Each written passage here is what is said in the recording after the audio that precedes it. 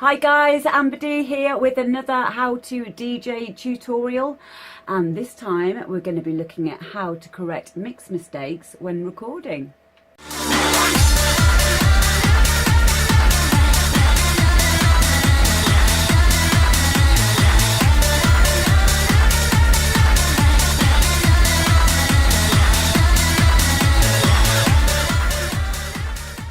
There is nothing more depressing and stressful than recording a mix as a DJ, especially when you've been going really well up until a point and then you make some sort of monumental mistake. So usually at this point we've either got two options. We've got one, we can start over from the beginning. It's never going to be quite the same though, it raises our stress levels. Or two, we have to leave the mistake in, flinch every time we listen to it, and not really put the best of ourselves out there as a promotional tool for us as DJs. But fear not, for I have a solution. I'm going to show you how you can create a recorded mix perfect, first time, every time. Come on. Okay, so in this demonstration, this is my mix and I'm about 30 minutes into my mix, and I'm mixing in the vinyl on the left into Meltdown on the right. So I'm starting to set up the mix now and preparing to make my next transition. All the while this mix is being recorded via my mixer to my PC using Audacity, which is a free piece of software that you can download, which I've mentioned before in the tutorials. You can also, if you're using a MIDI controller or your phone, you can record to that. And some MIDI controllers allow you to record straight to a USB. So you could do that and then later transfer that onto a PC or laptop for editing, which we're going to do in part 2. So whatever happens, you just carry on recording. You never ever need to stop your recording through the mistakes. It's all going to just be one big long piece of audio. As you can see, I'm using vinyl for this demonstration, but this will work on any setup that you've got at home if you're using CDJs, DJ software, MIDI controllers, whatever it is. As long as you're recording it, recording the audio, that's all you need to worry about. So here we go. This is my next transition, and this is the one where I make a bit of a mistake.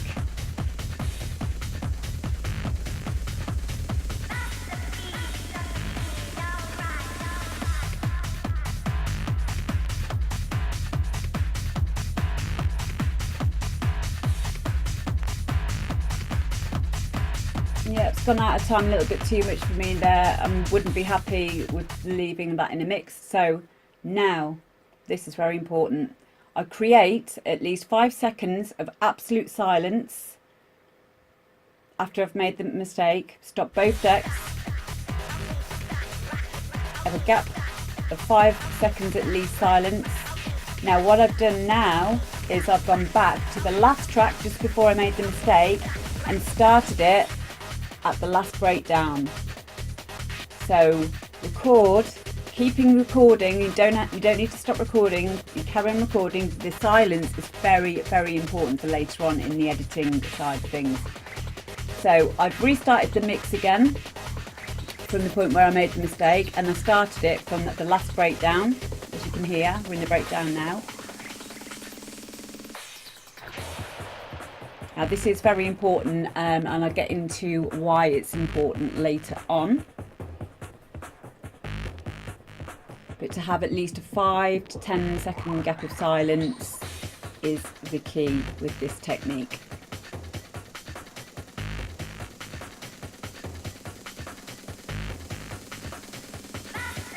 So I'm going to start setting up my mix now to try the mix again, attempt it again.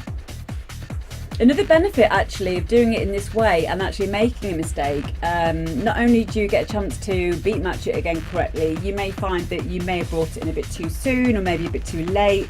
So you can always make a mental note of things like that as well for when you attempt the mix again using this technique. You can also make it not only sound in time and not shit, but you can also find another way of mixing them from a different point or with different levels, which really accentuates the mix and makes it more energetic, keeps the energy, just sounds better, you know. So using this technique, there's no such thing as a mistake now, and it completely eradicates any feelings of stress or pressure when recording, because it doesn't matter how many times you mess up using this technique, you can always go back to the point where you made the mistake, stop, have the silence, 5 to 10 seconds of silence, start the last track from the last breakdown, which is very important, which I'll get into later, carry on. Now, this mix here, I'm a lot more happy with this mix on this take this time round. I actually mixed this in from a different point as well, which I didn't mean to, but again, like I say, because of the mistake that I made before, I thought, okay, instead of mixing it from where I did originally, which was 16 bars after the last breakdown, I mixed it straight from the break, and it does seem to keep the energy up a lot more this time round as well. So, as I said, added benefits there for making a mistake for you to make an even better mix. And sometimes this is the case, you can have a completely different transition just by mixing your second track in 8 bars or 16 bars before or after. It doesn't seem possible, but it is. And this is the sort of fine tuning which you're going to be able to do now whenever you record a mix from using this technique. So there you go. And all of that time I've carried on recording. I haven't stopped recording at any point.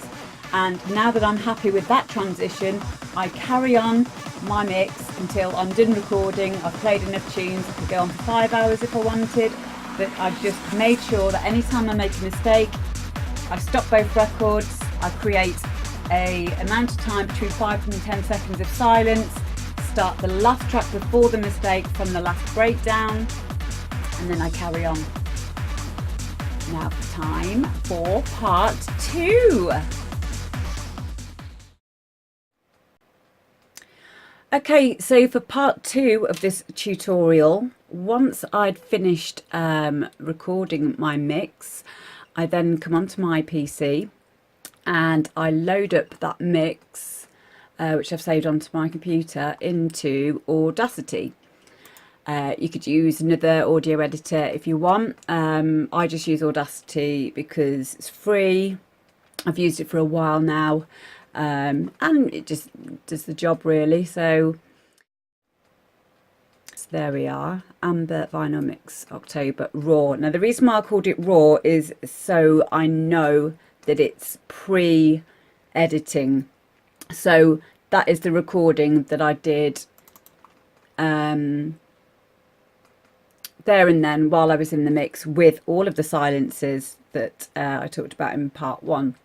So I'm going to load that up into Audacity, make a copy of the files before editing, safer, yes, better be safe than sorry. Okay, so now this is my mix that's loaded up. So as you can see here, you can see all of this is fine. So I'm obviously happy with the mix up until this point here, where we have this gap of silence that I mentioned earlier.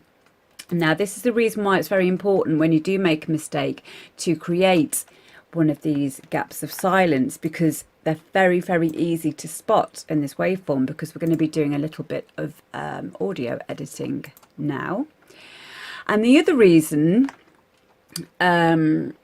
I asked you in the first part to, when you do make a mistake, to stop and create the silence and then start the last track before you made the mistake from the last breakdown, is because when you look at a waveform of a breakdown, they're a lot easier to spot than the much fuller waveforms that you get when the full track is playing. So if we have a listen to from about here, we'll know, or we know, this bit here is going to be when I was actually doing the mix that went wrong, because this is just before this silence here. So this looks like this will be where the breakdown is.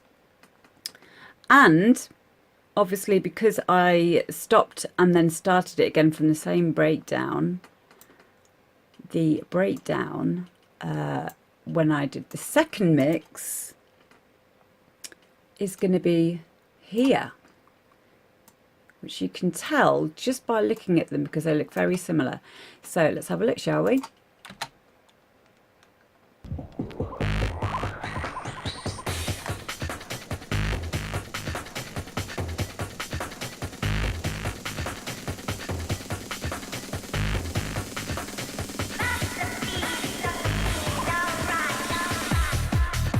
So there you go. There is the beginning, well, the ending of the breakdown and the start of the full track again around this point here.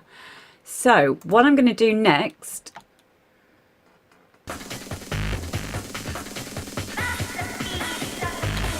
is find that very, very first beat just as it kicks in, which is here. And I'm going to zoom right in, which in Audacity it's Control and then you just scroll with the mouse wheel. So I'm going to, it takes a bit of getting used to doing this sort of audio editing, but it's well worthwhile when you think about all those hours you're going to save by not having to redo mixes over and over and over again. But yeah, it's not complicated at all. So let's see where I am here.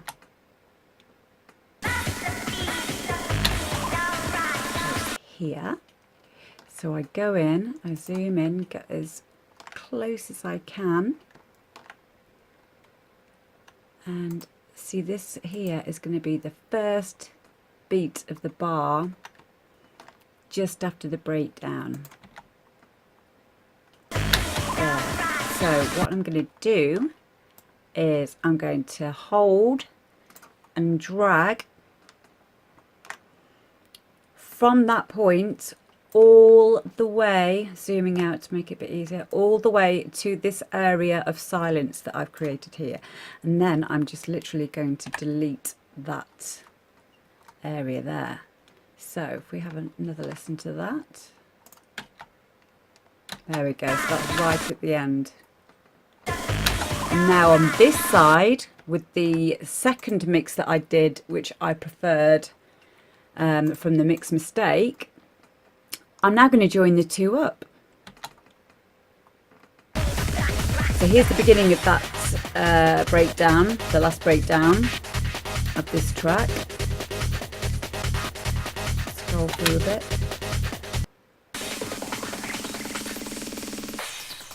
Still the breakdown. Let's see where the end of the breakdown is and the beginning, the drop. There it is. So again, I go all the way in to this waveform, find that very first beat, and this way I'm going to drag all the way to the left until I get back to that silence again. Now you can do this in one go if you're feeling brave, but if not, then just get to anywhere within that silence and then press delete. Now we have to just join up this part to this part. So all we need to do now is zoom back in again.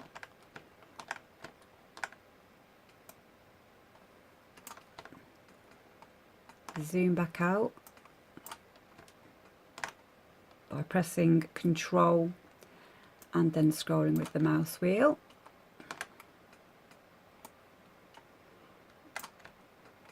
all the way to the beginning of the second mix, and now I'm going to press delete, and that will delete that silence, and now that should be a complete seamless mix.